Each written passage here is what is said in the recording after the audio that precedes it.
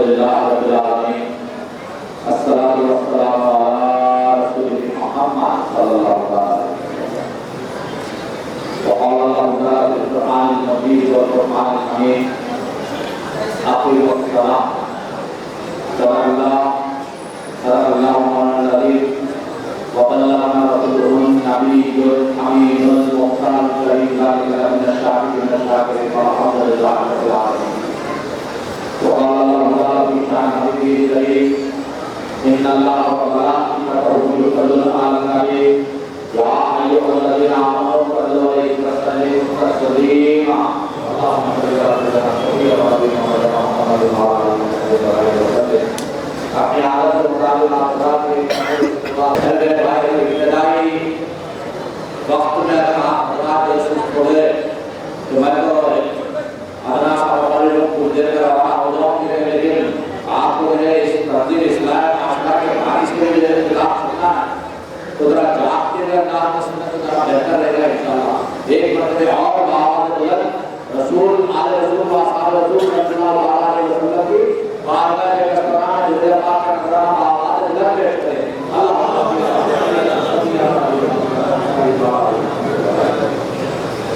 جیسا کہ آپ تمام کے رات سے ہوگی بات کریں میں کہ آپ کے ساتھ جس چیز کی تلاوت کی ہے کہ خدا کا قرآن مجید اور آپ اس طرح ناز کا نہیں کہ اس ماحول کو آج کے طریقہ میں نے جہاں جشن کا کیا پروردگار عالم شاہ فرماتا ہے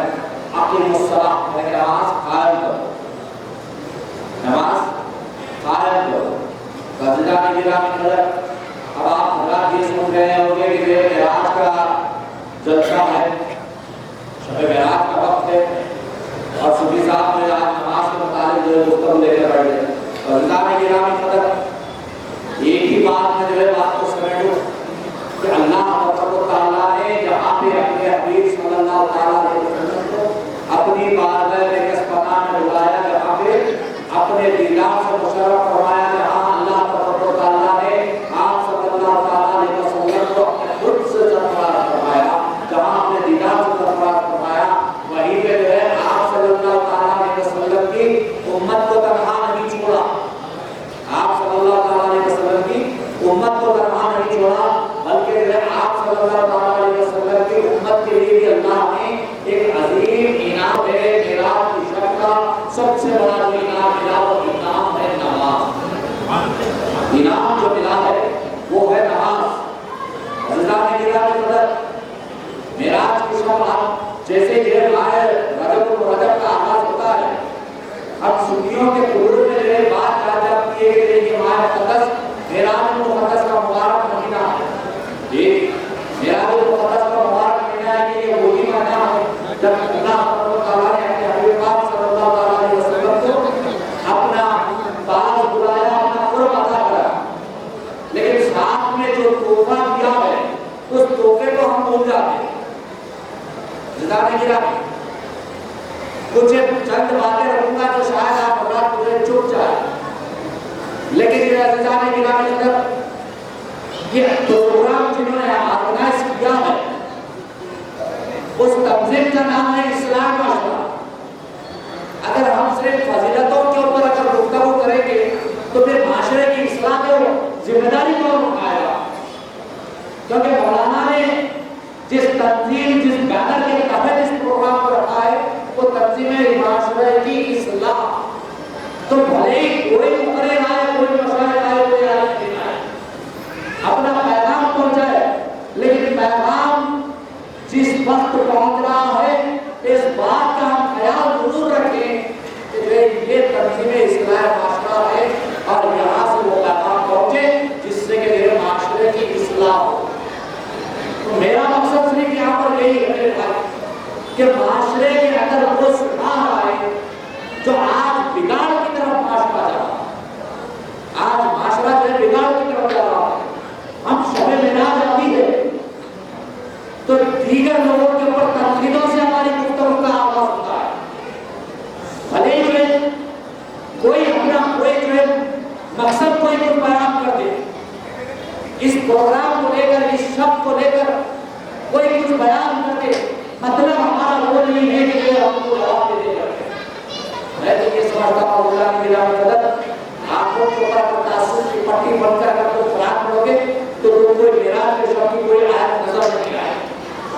یہ آنکھوں کے اگر جو ہے تم تعصب کی پٹی اگر بن کر لے تو اگر یہ دیکھنے لگ جاؤ کہ معراج کا واقعہ ہے تو تم کو نظر نہیں آئے گا. لیکن یہاں ہم کسی کو جو ہے جواب دینا مقصد نہیں ہے، کیونکہ میرے نزدیک میں یہ سمجھتا ہوں عزیزان گرامی کہ ہم نے جواب دے دے کر ان کو اتنی عزت بخشی ہے جتنی عزت کے وہ قابل نہ تھے، جتنی عزت کے وہ قابل نہ تھے. کیونکہ جو وہ بولنا اسی وجہ سے شروع کیے کیونکہ ہم نے جواب دینا شروع کیا. جی ہم نے جواب دینا جب شروع کیا ہے تو وہ لوگوں نے بولنا شروع کیا. اگر تم بولنا چھوڑ دو گے، ان کو جواب دینا چھوڑ دو گے تو انشاءاللہ تعالیٰ جو ہے ان کے اندر بھی کچھ خدا خود ایک سدھار آئے گا. وہ لوگ سمجھ جائیں گے کہ ہمارے بندے پکارے کو سننے والا سننی نہیں ہو سکتا، ہمارے بندے پکارے کو سننے والا سننی نہیں ہو سکتا. سنی وہ ہوتا ہے جو سنت مصطفیٰ کی پیروی کرتا ہے. سنی وہ ہوتا ہے جو سنت مصطفیٰ صلی اللہ علیہ وسلم کی پیروی کرتا ہے. تو ہم نے قرآن سے پوچھا کہ علی سے لے کر الناس کی سین تک تلاوت کر کر یہ پوچھ لیا کہ اے قرآن تو بتا تو صحیح کہ اللہ نے نماز کا طریقہ کہاں پر بتایا. تو قرآن نے کہا کہ اللہ نے مجھے یعنی کہ نماز کو پڑھنے کا حکم تو دیا لیکن طریقہ کسی مقام پر نہیں بتایا. تو اب تلاش کرنے کے لیے تمام صحابہ کرام جمع ہوئے جن کے دور میں قرآن نازل ہوا ہے. انہوں نے آپ صلی اللہ علیہ وسلم کے در پر آ کر پوچھا کہ اے اللہ کے رسول صلی اللہ علیہ وسلم بتائیں تو صحیح کہ ہم نماز کیسے پڑھے. تو میرے آقا صلی اللہ علیہ وسلم نے کیا فرمایا کہ جاؤ تم جا کر تلاش کرو، دیکھو اللہ نے قرآن نازل کر دیا ہے، اللہ نے حکم دے دیا ہے، کیا تم جاؤ جا کر دیکھ کرو، تم اپنی اپنی مرضی کا نماز پڑھو. نہیں میرے بھائی، اللہ کے رسول صلی اللہ علیہ وسلم نے کسی جگہ پر یہ نہیں فرمایا کہ تم جاؤ تمہاری مرضی کا نماز پڑھو، بلکہ اللہ کے رسول صلی اللہ علیہ وسلم نے فرمایا صلو کما رأیتمونی اصلی، کہ تم نماز ایسے پڑھو جیسے مجھے دیکھ کر فرمایا. تو نماز ایسی پڑھو جیسے تم مجھے دیکھتے ہو نماز پڑھتا ہوا. آپ صلی اللہ علیہ وسلم کی طریقے پہ نماز پڑھنے کو سنت کا طریقہ قرار دیا ہے. لیکن عزیزان گرامی قدر ہمیں ان چند باتوں کی طرف آپ کو لاتے ہوئے مقصد ہوتا ہو کہ آج ہمارا عالم یہ ہے کہ ہم نماز تو پڑھ رہے ہیں. جی آج ہم جو ہے نماز تو پڑھ رہے ہیں لیکن عزیزان گرامی قدر ہمارے اندر سے جھوٹ ختم نہیں ہو رہی، ہمارے اندر سے جھوٹ ختم نہیں ہو رہی ہے. وجہ کیا ہے؟ جبکہ اللہ نے فرما دیا، اللہ تبارک و تعالیٰ نے فرما دیا کہ بے شک نماز بری باتوں اور بے حیائیوں سے روکتی ہے. نماز بے شک بری باتوں اور بے حیائیوں سے روکتی ہے، لیکن ہم نماز پڑھ رہے ہیں، بے حیائی ہمارے اندر سے ختم نہیں ہوئی. تو اس کا مطلب یہ ہے کہ ہماری نماز قبول نہیں ہو. یہ توجہ میرے بھائی، توجہ.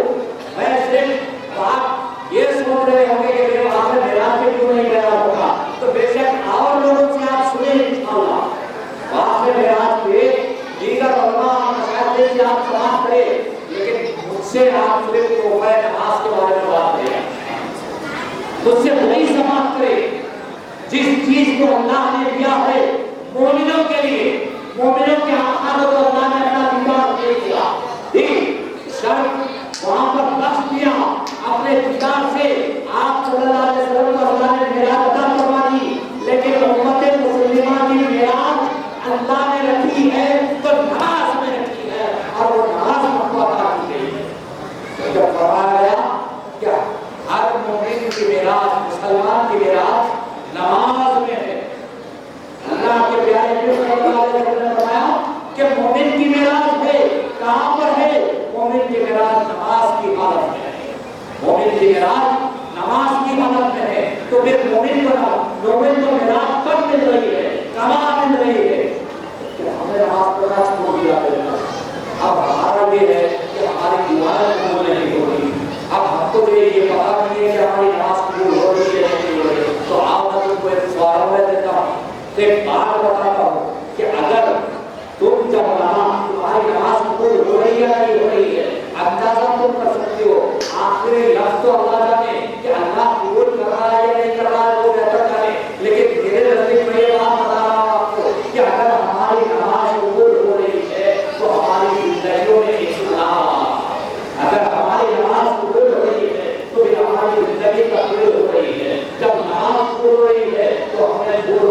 چھوڑ دیا ہے، نماز چھوڑ رہی ہے تو ہم نے غیبت کرنا چھوڑ دیا ہے، نماز چھوڑ رہی ہے تو ہم نے محبت کرنا چھوڑ دی ہے، نماز چھوڑ رہی ہے تو ہم نے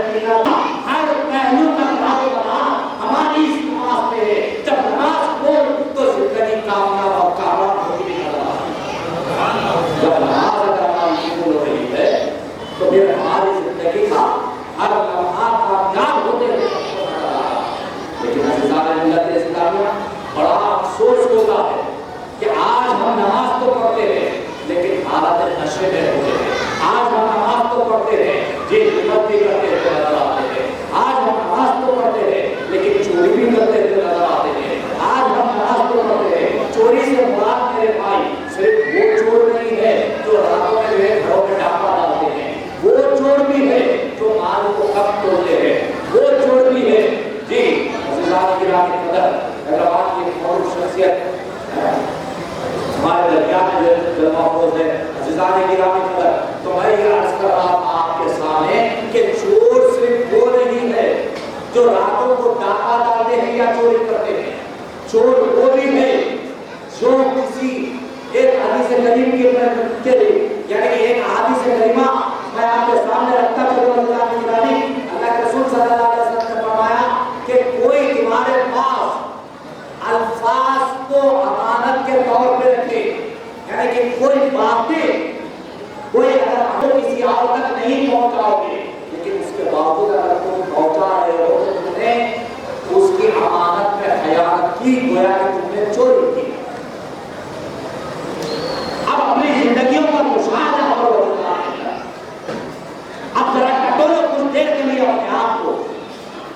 ذہن دماغ۔ میں نے ابتدا میں یہی بات کہی ہے کہ میں یہ چاہتا ہوں کہ ہمارا جو پیغام پہنچے وہ صرف سبحان اللہ الحمدللہ یا صرف نعروں کی حد تک نہ پہنچے۔ تنظیم اصلاح معاملات کے تحت یہ پروگرام یہاں پر منعقد ہوا تو معاشرے میں اصلاح آنا ضروری ہے۔ معاشرے میں اگر اصلاح نہیں آتی ہے تو کم اس مجمع کثیر میں ایک پر تو کم سے کم اپنی اصلاح کرنے کے حاصل کہ ہاں کہ جو بات یہ جو پیغام پہنچایا جا رہا ہے اس کے تحت میں اپنی زندگی انشاءاللہ سدھاروں، میں اپنے آپ کو تبدیل کر لوں گا، میں معاشرے میں اور میرے ذریعے سے معاشرے میں انشاءاللہ اصلاح لانے کی کوشش کروں گا۔ عزیزان گرامی قدر یہ عرض کر رہا تھا کہ چور صرف وہ نہیں ہے جو راتوں کو ڈاکہ ڈالتے ہیں یا مال لوٹتے ہیں، کم ٹولنے والا بھی چور ہے، لوگوں کی باتوں کو جو ہے آگے تک بنا تحقیق پہنچانے والا بھی چور ہے۔ جی عزیزان ملت اسلامیہ، جو ہے جیسے پیٹرول پمپ پہ ہم جاتے ہیں پیٹرول ڈلاتے ہیں، پیٹرول کی چوری کرنے والا بھی چور ہے۔ عزیزان ملت اسلامیہ، ہر وہ شخص جو کسی کے مال کو غصب کرتا ہے، جو کسی کے مال کو لے کر بات کو جو ہے یہاں تک آگے تک نہیں پہنچاتا وہ بھی جو ہے چور کی اصلاح ہے۔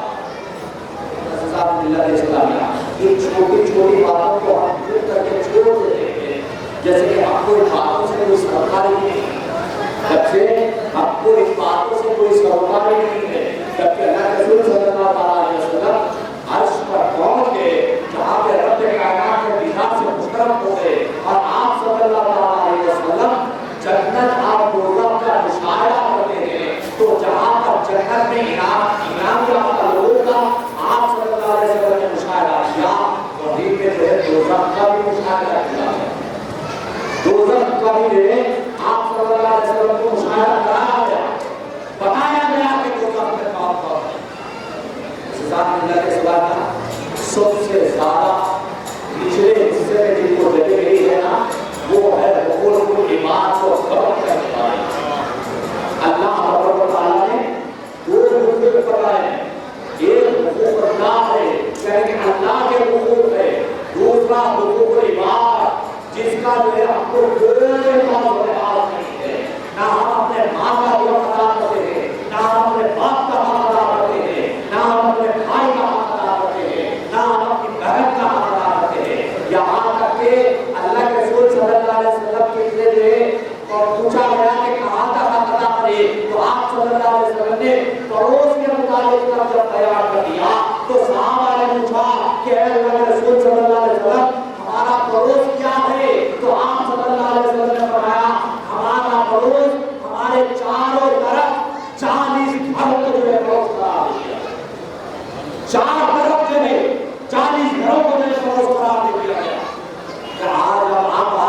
دیکھتے دیکھتے اس بات کی طرف مشاہدہ کریں، اپنے آپ کو سامنے رکھ کر سوچے کہ ہمارے گھر میں آج اس مبارک دن ہم نے جہاں پر گئے اپنے گھر میں اچھے اچھے دسترخوان سجائے، اچھے اچھے جو ہے دسترخوان ہم نے سجائے، کیا پڑوس کے دو لوگوں کو ہم نے بلایا؟ یہ ہمارے دسترخوان پر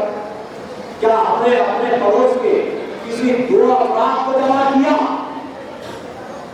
کسی دو لوگوں کو جو کچھ کھانے کے لیے دیا ہے؟ جبکہ اللہ کے رسول صلی اللہ علیہ وسلم سے صحابہ نے پوچھا کہ اے اللہ کے رسول صلی اللہ علیہ وسلم، اللہ تبارک و تعالیٰ کے نزدیک سب سے زیادہ پسندیدہ عمل کون تھا؟ تو آپ صلی اللہ علیہ وسلم نے فرمایا کہ کھانا کھلانا۔ اللہ کے رسول صلی اللہ علیہ وسلم نے یہ نہیں فرمایا کہ نماز پڑھو، اللہ کے رسول صلی اللہ علیہ وسلم نے یہ نہیں فرمایا کہ قرآن پڑھو۔ یہ تمام چیزیں تو اپنی جگہ عبادتیں ہیں، عبادتیں ہیں۔ نماز پڑھنا اپنی ذات کے لیے، قرآن پڑھنا اپنی ذات کے لیے، حج کرنا اپنی ذات کے لیے، روزہ رکھنا اپنی ذات کے لیے، زکات دینا ہے اپنے مال کو پاک کرنے کے لیے۔ ہر عبادت میں اپنے آپ کو ضرور شامل کرنا ہے، لیکن ایک عبادت مالی ایسی ہے جو لوگوں پہ خرچہ کرے گا تو اللہ کے بارگاہ میں اس کا مقام بلند ہو جائے گا، اللہ کی بارگاہ میں اس کا مقام بلند ہو جائے گا۔ جبکہ تم پہ یہ چیز فرض کر دی گئی کہ تم اپنے پڑوس کو بھوکا مت دیکھو، کیونکہ اللہ کے رسول صلی اللہ علیہ وسلم نے فرمایا کہ وہ شخص ہم میں سے نہیں ہے، وہ شخص ہم میں سے نہیں ہے جو پیٹ بھر کر کھائے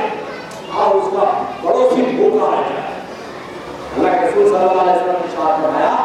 کہ وہ شخص ہم میں سے نہیں ہے، تو توجہ دو میری بات کی طرف، وہ شخص ہم میں سے نہیں ہے گویا کہ وہ مسلمان ہی نہیں ہے،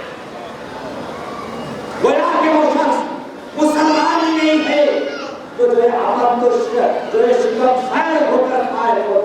بذات خود شکم سیر ہو کر کھائے اور اس کا پڑوس بھوکا رہ جائے۔ اور اب ہمارے درمیان میں وہ ماہ مقدس آ رہا ہے جس کو جو ہے شعبان المعظم کہا گیا ہے، یہ شعبان المعظم کہا گیا ہے، یہ معافی مانگنے والا مہینہ ہے میرے بھائی۔ تو اللہ کے رسول صلی اللہ علیہ وسلم نے فرمایا دو اشخاص اللہ کو بہت پسند ہے، ایک وہ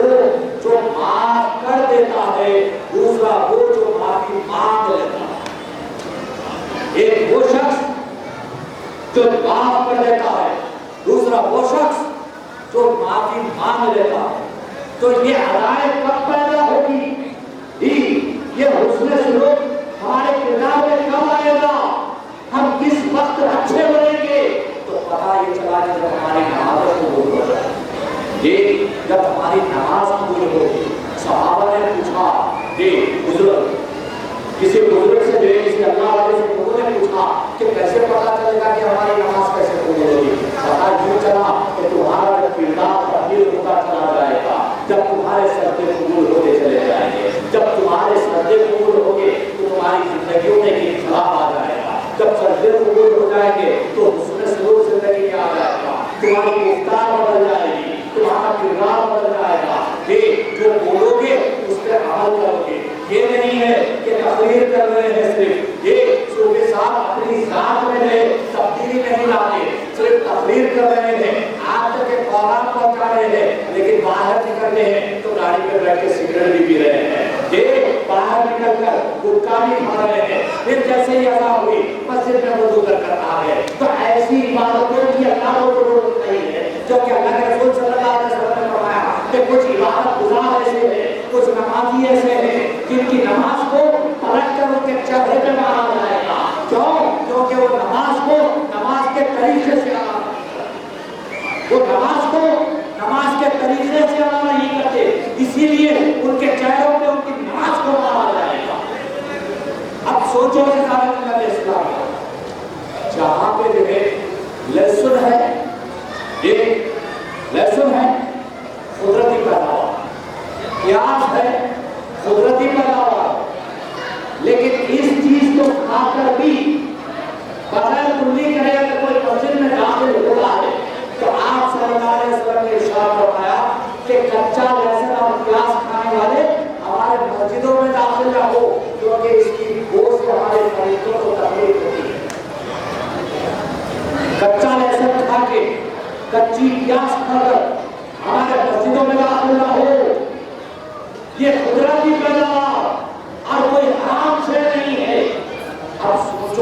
सिगरेट पीने वालों के बारे में,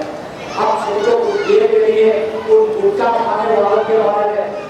जो है हराम अशिया इस्तेमाल कर रहे हैं, उसके बाद फिर मस्जिद में आएंगे और अपने आप को सबसे बड़ा नमाजी बताएंगे, अपने आप को सबसे बड़ा नमाजी, पेशानी के ऊपर गट्टे के गट्टे लोग देख के बोल रहे हैं अरे भाई ये तो बड़ा नमाजी है, लेकिन हमारी तौर पर हमारी जिंदगी क्या है, हमारी तौर पर जिंदगी क्या है? हमारा कौल हमारा फेल ये दोनों चीज में टकराव ना हो, ये दोनों चीज में किसी किस्म का टकराव ना हो, जो जबान से निकल रहा है जो हमारी तौर पे नजर आए, जो अमल कर रहे हैं वही हमारी जबान के ऊपर, यही तो हमारी जिंदगियों की बड़ी कामयाबी है, यही तो हमारी जिंदगियों में इंकलाब लाने वाली चीज है। तो मेराज यही तो है कि जहाँ पे अल्लाह के रसूल सल्लल्लाहु अलैहि वसल्लम तशरीफ ले गए, अल्लाह से शर्त में मुलाकात की, अल्लाह तआला ने जहाँ 50 नमाज़ें दी थी, मूसा अलैहिस्सलाम का एहसान मानो कि जहाँ पे अल्लाह ने 50 नमाज़ें दी थी, आप सल्लल्लाहु अलैहि वसल्लम से रिक्वेस्ट करते हुए, गुजारिश करते हुए कि आपकी उम्मत नमाज़ें नहीं पढ़ेगी, इतनी नमाज़ें बोझ हो जाएगी, तो आप सल्लल्लाहु अलैहि वसल्लम बार-बार जाते थे, आते थे, वो जाना और आना आज नजर आ रहा है, ये वो जाना और आना आज नजर आ रहा है मेरे भाई। अगर 50 नमाज़ें होगी तो हमारा क्या हालत होता नहीं था, 5 को हम उनकी वक्तों पे अदा नहीं करते, 5 को जो है कुछ तो अदा नहीं करते, और मेरे भाई कुछ तो ऐसे है जो चुने के मुसल्ली है, और कुछ तो ऐसे है जो सिर्फ जो फिक्र और सुबह को नजर आता, दोनों इमेज को नजर आता। मेरे भाई ने इब्तिदाई में कहा है मेरी कुछ बातें चुनेगी, लेकिन मैं अपने मिजाज के मुताबिक कहता हूँ, मेरे को परवाह नहीं है किसी की भी मेरी बात भी तो सुनो, क्योंकि हक पहुंचाना हमारा काम, क्योंकि कल अल्लाह आपसे नहीं पूछेगा,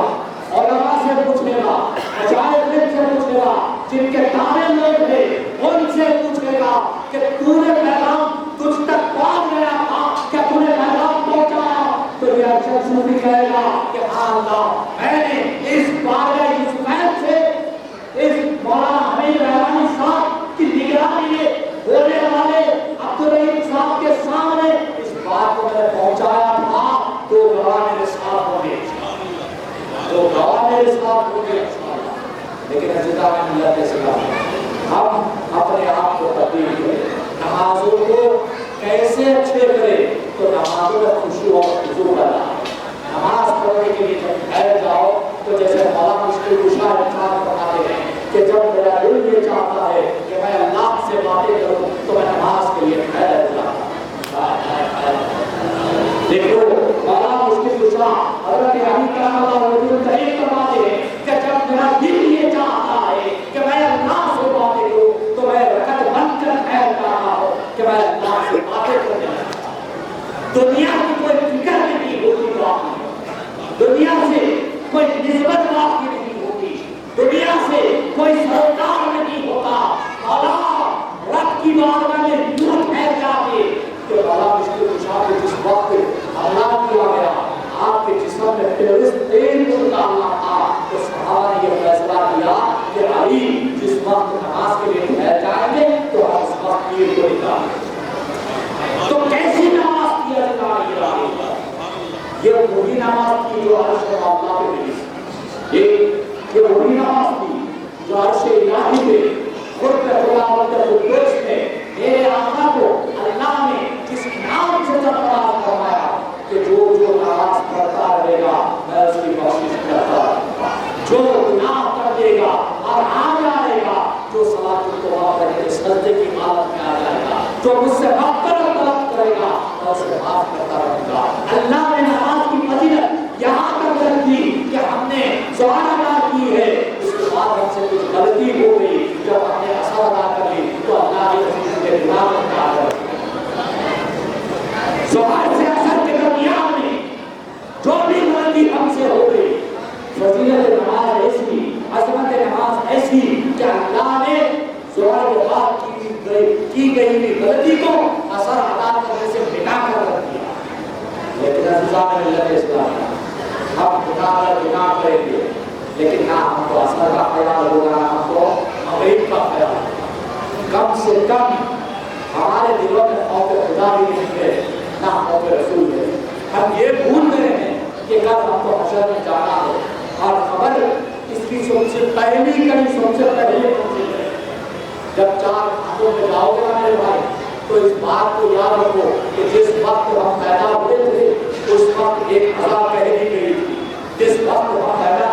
ہوئے تھے اس وقت ایک علامت کہی گئی تھی. جس عذاب اور اس نماز کی علامت کہی گئی لیکن نماز نہیں پڑھی گئی تھی. نماز کب ہوگی جب ہم 4 کھاتوں پہ بے یار و مددگار ہوں گے. جب ہم کو لے جایا جائے گا ہم جائیں گے نہیں. آج اللہ نے ہمارے لیے موقع رکھا ہے کہ ہم پیروں میں طاقت رکھیے, جسم میں قوت رکھیے, ہمارے لیے ہمارا ذہن اچھا رکھا ہے, ہم کو بینائی اچھی رکھیے, ہماری یادداشت اچھی رکھیے, ہم کو وضو کرنے کے قابل رکھا ہے, مسجد جانے کے قابل رکھا ہے, اس کو آباد کرنے کے قابل رکھا ہے, اس کے سستے سے اس کی مسجد کو آباد کرنے کی اللہ نے ہم نے طاقت رکھی ہے. لیکن عزیزان ملت اسلامیہ جب وہ وقت آئے گا یاد رکھو وہ وقت آئے گا کہ وہ وقت دور نہیں ہے کہ وہ وقت آئے گا کہ جب ہم کو بے یار و مددگار لے جایا جائے گا. ہم جائیں گے نہیں, لے جایا جائے گا, پہنچایا جائے گا. جب امام فاتحہ کریں گے تو آواز دیں گے جنازے کو نہ ہو, جنازے کو نہ ہو, جنازے کو نہ ہو. تو وہی عذاب ہوئی تھی, وہی علامت ہوئی تھی. اب اس علامت کا جنازہ پڑھایا جائے گا. اب اس علامت کا جنازہ پڑھایا جائے گا اور کوئی اور ہماری مغفرت کے لیے دعا کرتا ہوگا. آج اللہ نے ہمیں موقع دیا ہے اس مبارک شب میں, اس تنظیم میں, اس قرآن معاشرہ کے تحت کم سے کم یہاں تک نہیں ہو جہاں تک ان ویڈیوز کے ذریعے سے بات پہنچ رہی ہے, جو خواتین یہاں سے سن رہی ہے یا ان ویڈیوز کے ذریعے سے سن رہی ہے, تمام کے تمام کم سے کم آج کی اس مبارک شب میں تیار کر لے کہ تحفہ معراج جو ملا ہے اس کو ہم زندگی بھر نبھائیں گے. ہم اپنے سردوں سے اپنی مسجدوں کو اور خواتین اپنے گھروں کو آباد رکھیں گے انشاءاللہ. جی بھائی انشاءاللہ رکھیں گے کیونکہ یہی وہ پیغام ہے, یہی وہ انعام ہے جو اللہ نے محمد رسول اللہ کو دیا ہے. میرے آقا کو بلانا تو ایک میں یہ کہتا ہوں کہ بہانہ تھا. میرے آقا کا وہ جانا صرف ایک بہانہ تھا. امت کو سرفراز کرنا تو اللہ کے نزدیک ایک بہانہ تھا. اللہ کے نزدیک صرف امت کو اس نماز جیسے امیر کرنے کو دیگر کئی آیتیں سینکڑوں آیتوں کو اللہ نے قرآن میں نازل کر دیا. اگر نماز میں نازل کر دیتا تو کیا امت نہیں مانتی؟ کیا صحابہ نہیں مانتے؟ یا صحابہ نہیں پڑھتے؟ ضرور پڑھتے, ضرور مانتے. لیکن اس کی اہمیت اور اس کی فضیلت تو اللہ نے زمین پہ نازل نہیں کیا, عرش پہ عطا کیا. عرش پہ عطا کر اللہ نے بتا دیا کہ نماز میرے نزدیک ہر مومن کے لیے علاج ہے. مومن جب سجدے میں آئے گا تو وہ میرا تقرب حاصل کرے گا, وہ میرا قرب حاصل کرے گا. اس کو نہیں ملے ہر مومن جو سجدے کی حالت میں صحیح خلوص کے ساتھ آئے گا, میں اس کو اپنے میرے دیدار سے مشترک کرواؤں گا. اب آپ یہ کہیں گے کہ نماز میں جا رہے ہیں دیدار نہیں ہو رہا ہے, تو عزیزان ملت اسلامیہ جب خبر کی پہلی منزل پار ہو جائے گی نا, جب نماز کا بھی سوال جواب ہو جائے گا, جب پار ہو جائے گی نا منزل, جس وقت ہم پہنچ جائیں گے, انعامات اور اکرامات جب عطا کیے جائیں گے نا, تو یہ وہی دیدار ہوگا جو جنت میں ہر جمعے کو اللہ ہر مومن کو عطا فرمائے. ہر جمعہ اللہ تعالیٰ ہر مومن کو عطا فرمائے. لیکن مومنوں یہ انعام کب ملے گا؟ اسی وقت ملے گا جب تم نمازوں سے اپنے سجدوں سے اپنے مسجدوں کو آباد رکھو گے. اللہ کا تقرب جب تم حاصل کرو گے, اللہ کا قرب جب تم حاصل کرو گے, اللہ تعالیٰ سے میری یہی دعا ہے کہ اللہ تعالیٰ جناب مولانا امیر رحمان صاحب کی برداشت فرمائے.